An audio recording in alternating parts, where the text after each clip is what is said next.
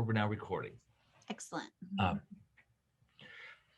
Thank you each. And there were a few folks who said, I want to be involved, but I'm not able to come at this time. So we will send the link out to everyone. And and let's talk about even the purpose of our gathering and what we're trying to do. Um, uh, there are very few true research institutes in Christian higher education and in Christian mental health psychology and counseling. You think about most of our research is more soft. It's more program evaluation. It's confirmation about what we're doing. Does it's it's light, and primarily because we as Christian institutions usually are smaller, and they they are going to emphasize the teaching education aspects because that's where the funding is, and professors don't have a lot of time to do this thing. We want to try and develop through Charis an emphasis in primary research around mental health care and and all of the theory that is going to sit underneath our mental health care interventions. So, in other words, we want to use Charis to take it up a notch, and we think that if we work collaboratively with competent scholars around the country and around the world, we can create products that are idea generating and not just idea confirming. And so that's where we're wanting to go. Just think about, again, that idea generating, where we're forming theory, putting together what are causal events that create circumstances, and how can we as researchers contribute to them. So that's what we're trying to create. And even in this initial invitation for you to become a Charis scholar. Uh, Jen, anything to add as I go through, or anybody else pop up with questions as we go? Mm, We don't. I'm not trying to go through 45 slides. I just have 10, and then we'll right, talk. right. And we're already on two. So Yeah. yeah, no, I think that's very important, and that we really want to kind of honor the idea that we're a group of people who want to do quality research that really contributes to the field, but many of us are in scenarios and situations where that's difficult to do alone. And so we're really looking to create collaborative kind of teams out of this community that can help each other to do some really good research together. So Charis Institute has been assigned on our charter, on our reason for existing, to to examine marriage and family and church ministry. And so we're not addictions, we're not crisis trauma, we're not, like, for whatever reason other research centers might exist. Ours focuses on particularly marriage and church, and with marriage comes children and family. So we can make the tree a little bit bigger, but and then anything else, if we chose to do crisis and trauma or chose to do addictions, it would be in relationship to that core theme of attaching it to family, attaching it to church ministry, attaching it to marriage. So currently we've been working on creating curricula, uh, and then introducing that curriculum to churches and measuring that. But again, we're not really developing our own theory based on we're using established theory, making it useful. We're doing some low level theory integration, but want to grow it up. Uh, so when we talk about primary research, uh, it's the kind of stuff that looks like this. Uh, this is a study that was published in 2018 by Gavilan and Schramm at Utah State. Uh, in essence, what they hypothesized was the question of how do couples and how do families flourish. Okay, let's create a model based on theory that suggests the the formation of marital excellence, relational flourishing, versus versus relationships that flounder, that are more prone to to behavioral rot, so to speak, in a metaphoric sense. So, in other words, what they said is we have theoretically these components on the far left of relational factors, and the external support systems of family and economics, and the personal trait systems of how personality has a place, and the contextual challenges such as external stressors, life events, etc., that these all feed into a stress quotient, and and there is a sense of personal morality or ethical responsiveness that every family exhibits, filtered through virtues. They looked at humility and compassion and positivity, all to come out with a relational variable of responsible actions. Are they aware? Are they exhibiting kindness? Is there gratitude? So, like, this is a theoretical model of how couples function well. In other words, this is what we want to be creating through Charis, and then use our wide footprint to to uh, find support, find application across culture, across context, and build a bit of a a large body of knowledge generating from theory that are created by Charis scholars. Um, so, thoughts, questions about this initial where we're wanting to go ultimately in the big pictures scenario?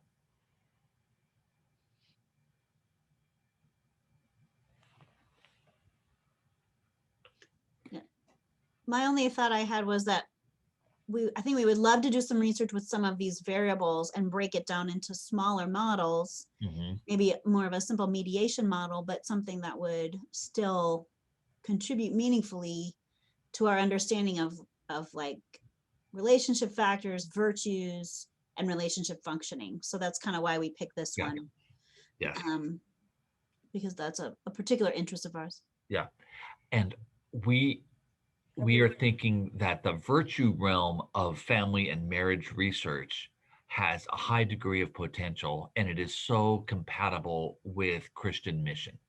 And so if you want to think of Christian maturity, it's hard to get around the frequent quote lists that are present in the New Testament, uh, the fruit of the Spirit, or the the Peter's list of add to this in First Peter chapter 1, I believe it is, add to this, and then add to this, and add to this, and above all else, uh, comes love. Like there's those virtues that are so evident in what is seen as Christian maturity, as prompted through discipleship, through a walking in the Spirit. Mhm. So kind of as I'm looking at this, so you answered part of my question. I'm also looking at the ethical piece of that, the how people develop their morals and how all of that feeds back together. What kind of research has already been done within families of how a family does that? I know there's research on individuals, but Yeah. within a family, that idea of developing um, ethical responsibility, a moral center, what that looks like, how you do that. Is there a body of research around that? Very, very, very little, Yeah, thin. very thin. Yeah. And there are some Goodness. th- Yeah. Mhm. there are some folks that have ventured into that, uh, contextual family therapy, Baju Minyar, jumping off from Martin Buber, and that's where these authors have generated their ideas. These uh, folks uh, took the sense of Buber's I thou as primary formation of ethics within family and ethics within marriage. There's a sense of give and take that derives a morality, and that sense of give and take and I thou from Buber is their ethical responsiveness. Is there a core sense of we will share what's good for you is good for me, what's good for me is to be good for you, and and we, I think within the profession, there is a lot of resistance to that sense of trying to define something morally or with. Ethics has ethics has a kind of a good uh, a, people are drawn to the word ethics as it relates to professional codes. Right. We're not drawn to the word ethic as it relates to relational behavior. Yeah, especially in family. Yeah, I would say, like, if you look under responsible actions, there's collections of research for those things: gratitude, affection and admiration, forgiveness, commitment. There's a pretty strong commitment, you know. So there's like Mhm. separate things, but you know, we kind of like the idea of them trying to pull it together here. Yeah. Yeah. So, mhm. So, yeah. So here's what we are seeking to do. Uh, create a team, a community of Charis scholars. And uh, we would meet probably 7 times in the next academic year. Like that would be, you know, like kind of like once a month. And our once a month meeting is really designed as check-ins on the teams. So, okay, we have this group of people that are doing this kind of research over here. So tell us what you need, tell us how it's going, and tell us how we can all assist you in being successful. And this group is talking about this kind of thing over here and what's going on. So we have those once a month check-in teams, and uh, we have the website as our primary centerpiece, where we're through there. We are loading information, we're doing our communication, we're doing all of that attached to our Google Docs, and all that is connected to who we are, linked through the Charis Institute. And the big thing is trying to develop collaborative relationships with people that have common interests and complementary set of skills to be able to do research that we can never do by ourselves. Mhm. Agreed. Now, a few things that we're doing right now, and you might want to join with us right now with the project that is emerging for the fall. Jen, you want to talk about the Grace Together and the Loyal Love? Just hit that one up. Sure. Yeah, this is one that we started actually really in China. Our first study was looking at the concept, and we did a program in China training church leaders in the concepts. And then we have developed some things in English, and we're actively moving towards Arabic and Spanish for these curriculums as well. But it's kind of small group, but it can also be large group, but broken into small groups. And a church could be a one-day event, or it could be kind of a weekly small group where they have conversations and build relationship to encourage each other in it's kind of a combination of Christian virtues and positive psychology applied to a pain model, right? So kind of a cyclical pain model of pain, defense, offense that you find in lots of different theories of marital distress or relational distress. So this is something that we have developed, and doing program development and evaluation kind of work on that, and particularly are interested in an international, like I think that's our niche, that we really want to develop this for international ministry with church and Christian communities around the world. So that's kind of where we're at right now, and we have some things like underway on this. So this would be a fairly easy thing if someone wanted to just jump into something and help co-author and co-produce. Go ahead. Yeah. So yes, we did a field test on the curriculum in the spring of 20, right as COVID, right before COVID hit. And so while we've been sitting in COVID and not able to do too much in local community churches, we developed a video. We did a video and revised the content, and we can send you guys the link to that if anyone's interested in seeing a little bit, kind of sampling the video and the curriculum. And you've got a pop-up advertisement for it here, you said? Yeah, that's the ad, the church ad we created for it. So yeah. So yeah, so one of the thoughts we had is if people are very interested in doing either yourself or maybe with a group of your students, or you go into a local church and you offer Grace Together and you evaluate it, it would be a fairly simple thing for us to then pull together all of that evaluation material into a larger publication or a bunch of small ones, either way. So we are working actively with churches to launch that further, really in the fall. We'd hope for spring, but of course, COVID. So living in realities. Yeah. We are doing a video, an online Zoom version of that this spring that we have going on out of our team here. And Caitlin's been leading that and it's been going very well. So that's kind of our pilot test on it.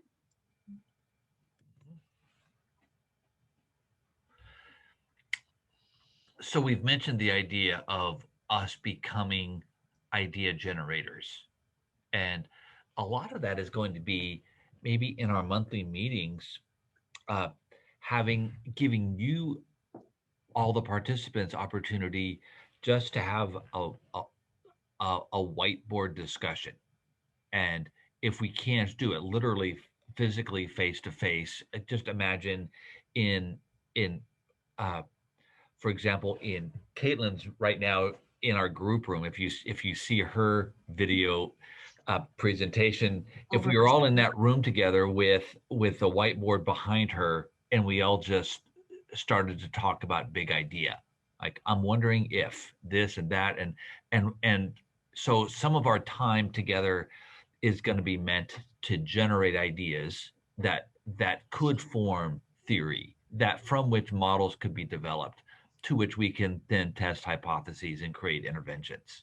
So that's where we want to go, and we want to build the sense of team and community around marriage and family and ministry for the purpose of doing this kind of big idea generation. So she just mentioned briefly, Jen mentioned some of the things that are likely to be launched. We are hoping and expecting to have a Latin America version of all this ready to launch in the fall, as well as an Arabic translation of everything. And we have had some people in in Northern Europe, in the Baltic countries, and continuing research in China. China is really touchy right now. We have people who would love to do it with us, but they've just communicated that it feels kind of dangerous right now. This is both in mainland China and in Hong Kong. So they're out there waiting for us to be able to launch with them. The Syrian Bible Institute or Bible Society wants very much for us to lead teams to train clinicians in the war zones of Syria, and they have about 100 therapists, Syrian therapists, that want to be trained in marriage and family intervention, in particularly relating to crisis. So that's an ongoing task that we are in process of securing funding to pay for the video development of those projects. So again, that's where some interesting ideas want to travel to Lebanon. It looks like maybe next year. And then to ask people, these are just the ideas we are working on, but then as you become part of the team, what's your interest in military families, in blended families? I think it's fascinating to consider the church ministry relating to cohabitating families, couples with special needs in terms of key ministries in Ohio. They're kind of leading the edge on that. So that's where we wanted to go, and wanted to just now begin to generate with our specific invitation to folks. Come talk with us, think about what you want to do, and let's have more conversation. So there's my 10 slides, and open to what y'all are thinking, questions, and let's talk for a few minutes.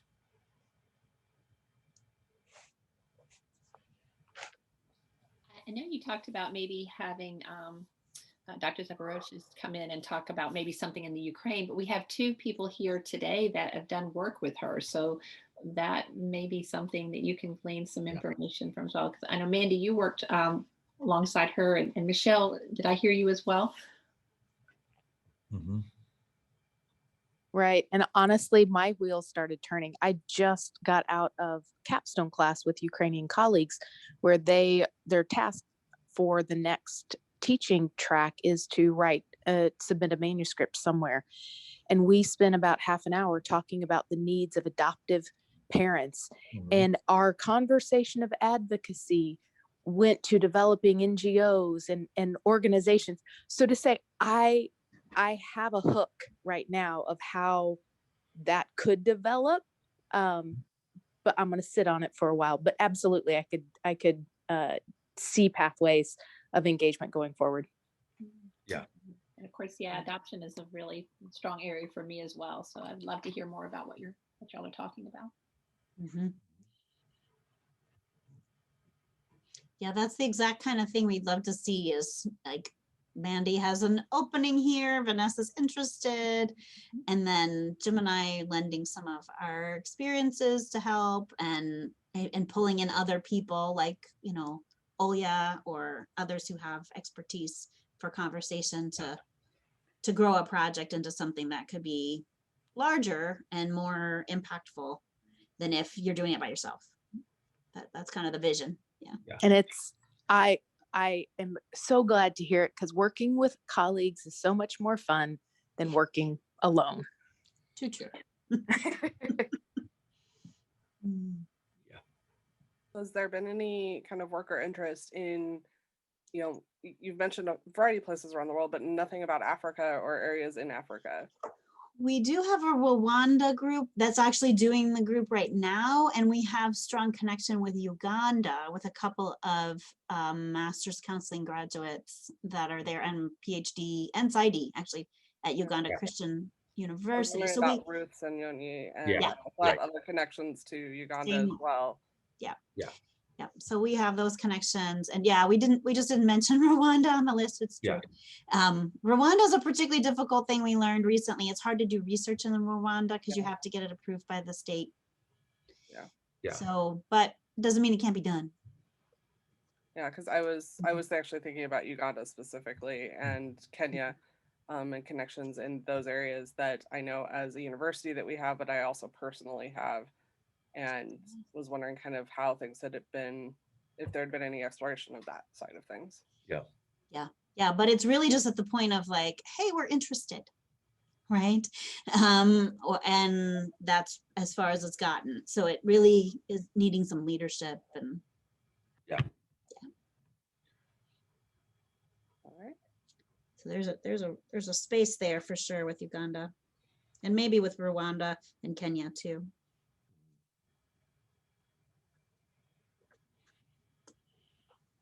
Other interests?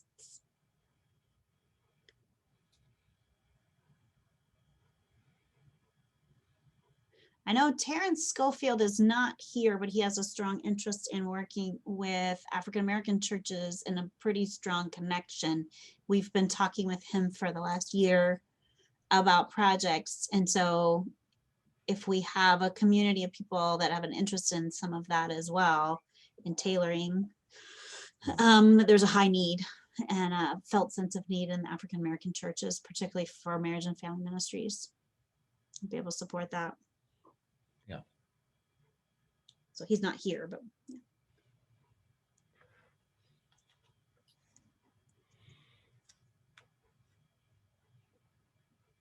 What do folks think about having a once a month meeting to kind of help motivate, collaborate, share ideas? Like, we kind of thought like 7 meetings would be like September, October, November, and then January, February, March, and April, like once a month kind of thing. Find a time. Is that meet on Zoom? Is that something that would fit? Like, we're all busy people, so we want to make sure that it's something that actually fits goals, helps, promotes. Yeah, Mandy's like, that would be good for you. Okay, yeah. Yeah, that would work for me. Yeah. Yeah. Okay. Yeah, And we got that too. we don't put it in the positive. We are looking for formation of teams. And so, for example, Mandy, if you are thinking, okay, I want to do, here's my idea. And you, in collaboration with colleagues at Wheaton, for example, or colleagues at Huntington, or like we can think about what the team looks like. We don't have to generate the team members from just within, but Mhm. you use your network to say, here is the team. We can anchor it with Charis. Let's go. Right. I love it. It's my favorite way to work. Me too. Yeah, this is Michelle. I would benefit from a once a month meeting, because as we're talking, I think where I'm being pretty quiet because as I'm listening to what's going on in people's interests, I think when I think about marriage and family, is this idea of interconnectedness and how the interconnectedness of relationships. And I'm going to use resilience because my area is one of my areas of interest is resilience, kind of strengthens individual well-being. And so that synergistic, right, value of being in relation with others. And so I hear possibilities of how I could participate in groups of research with that. And so I'm excited, but my ideas are kind of disorganized right now. So I think a monthly meeting periodically would help me clarify how I could contribute and grow in a meaningful way. Yeah. I like to hear that. So at this time, are there already kind of interest groups? Like you said that you had the Grace and then the Love. Grace Together Loyal Love is just this, it's the same, it's just an extension. So this is like a marriage program. Okay. Right? And so right now that's kind of where the groups are and what is happening currently in terms of research. So that would be one piece to jump into. And then this is the secondary piece of starting to form these interest groups around a variety of research areas to then expand, right? Is that my understanding? Right. Yeah. Okay. Yep. Yeah, in my dream world, I think like, hey, let's try to maybe put together a basic, quick and dirty fall, winter study to kind of like roll through, pull a pub out. We all kind of contribute pieces of it, and it kind of like looks at something we're all interested in to get us rolling, but also like have something. So basically we kind of have like something's already going, Grace Together Loyal Love, something that we're going to get going quickly but simple, like just a simple basic one-time shot, regression study basically, right? And like we all kind of like work together for a little bit of that, but then also we plan out some things in the fall that would be larger projects that you guys would lead going into winter, spring, and beyond for next academic year. I mean, if people are faster at it, that's great, but not expected, Yeah. Because I'm just thinking about the Ugandan side of that again, because that's just what's on my mind for the moment. And things do not move quickly. That is not the hallmark of. Yeah. And so to kind of start those seeds and plant, like that could be, I mean, a year out plus before things would actually be able to get even started moving really in that area, if that makes any sense. So especially with right now, the reactions that have happened in the country with COVID and stuff like that, it's been a huge challenge. So those things would have to pass and be lifted first. Yeah. So I was just kind of trying to problem solve how that would even look. Yep. We've been living with that too, with everything being shut down, and kind of doing some things on Zoom, I think has been a good way to use our time, and creating some plans and materials during the quarantine basically. So I think there are probably some things that could be done for Ukraine in the fall that would be more preparatory, it sounds like kind of coming up with research ideas, coming up with programming ideas, how they would be developed, maybe running them past some other experts outside of our group too for additional ideas.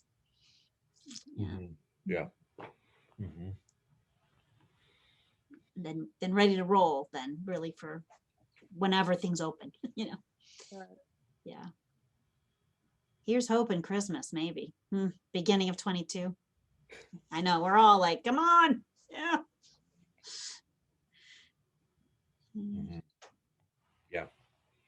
But yeah, I think there's going to be a big need coming out of COVID. Yeah. The churches are going to be like a little bit hobbling Yeah. And it's a really good word for it. Mm-hmm. And there's still, at this point, I feel like there's still a lot of division between those that are fully ready even now to jump back in, those that are kind of somewhere in the middle, and those that are really not ready yet, and in various stages of that. And I know the churches around me, at least, have really been struggling with balancing those various needs of their parishioners in this time. So, Yeah. It's been very divisive. Yeah.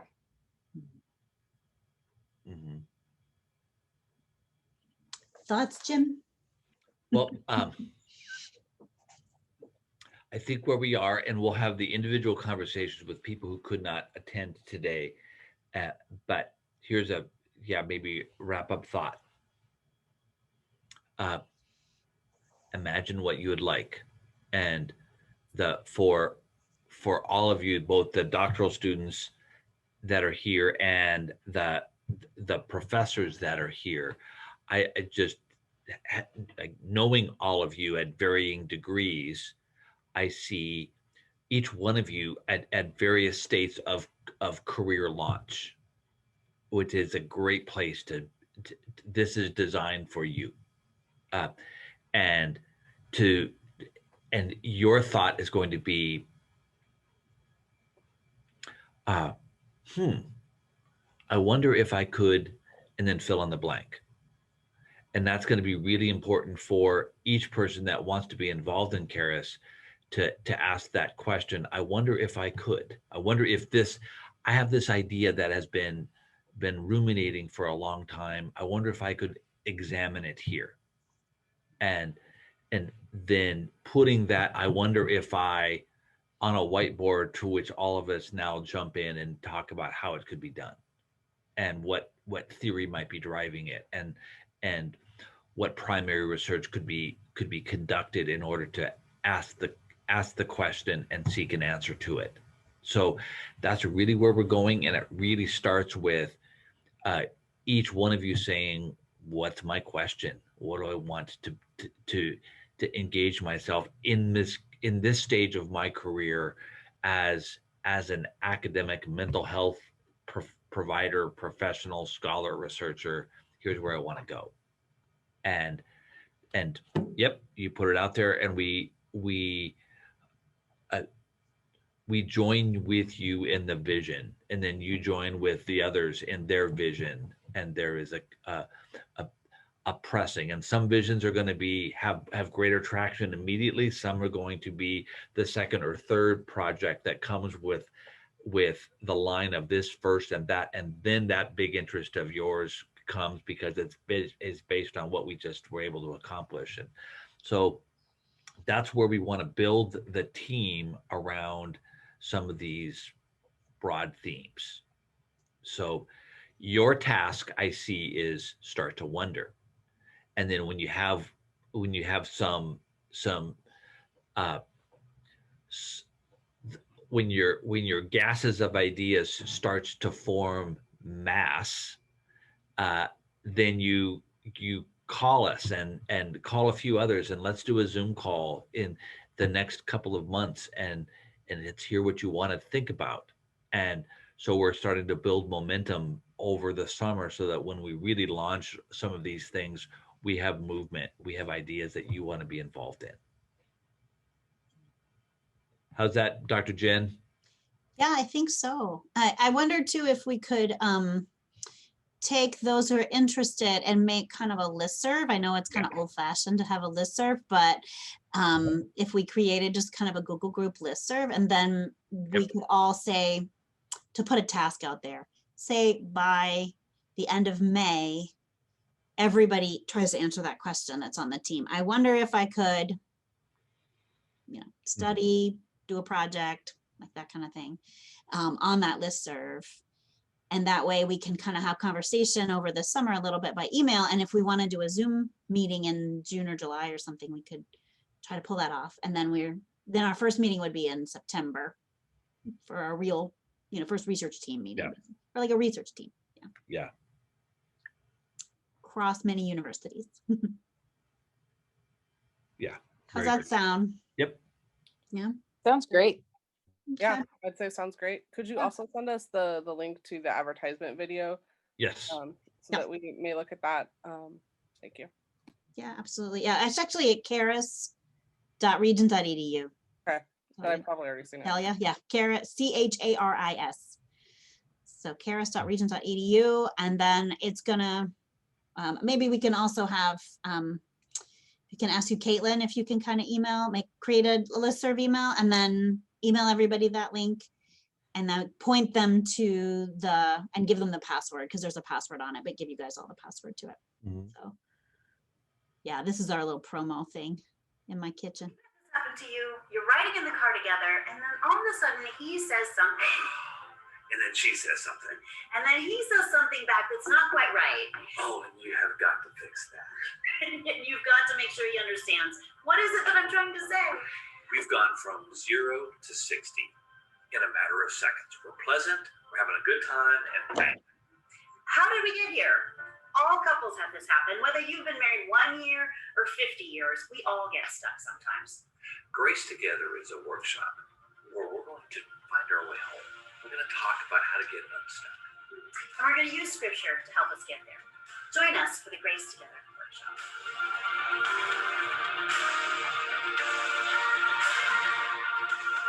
That's our promo to like play at churches kind of thing, and get people to sign up. Yeah, and we have 6 of these 10 to 20 minute instruction, dramatization, principle demonstrations, along with the handbook, the manuals for churches to implement these in their ministries. So that's what we've done so far, and that will be what we will launch. And how that might be used in various contexts is to be determined by all of you. So, like, hey, here's where I want to go with this one. So, all right. Appreciate your involvement. Yeah. We'll talk more as we proceed. If you have ideas and want to send them to Jen or to me, to Vanessa, or just to one another, we'll create that listserv to be able to formulate formal conversation real soon. Thanks for coming, everybody. Yeah, good to meet many of you. Thank you. This was very helpful. I appreciate it. Good. I agree. Good. Very Thanks, good. everybody. Okay. Have a good day. Bye-bye. Happy Easter. Yes. Yes, happy Bye. Easter. Happy Easter. Not early, Bye. but happy Monday, Thursday, Good Friday, and then Easter. Right. You got it all. That's right. Exactly. I want some blue glasses like yours, Jen. Those are so cute. I know. I love Commenting them. on my glasses. They're from the dollar store. That's the really So funny cute. backstory. I love it. My reading glasses. Bye. Bye. Bye-bye.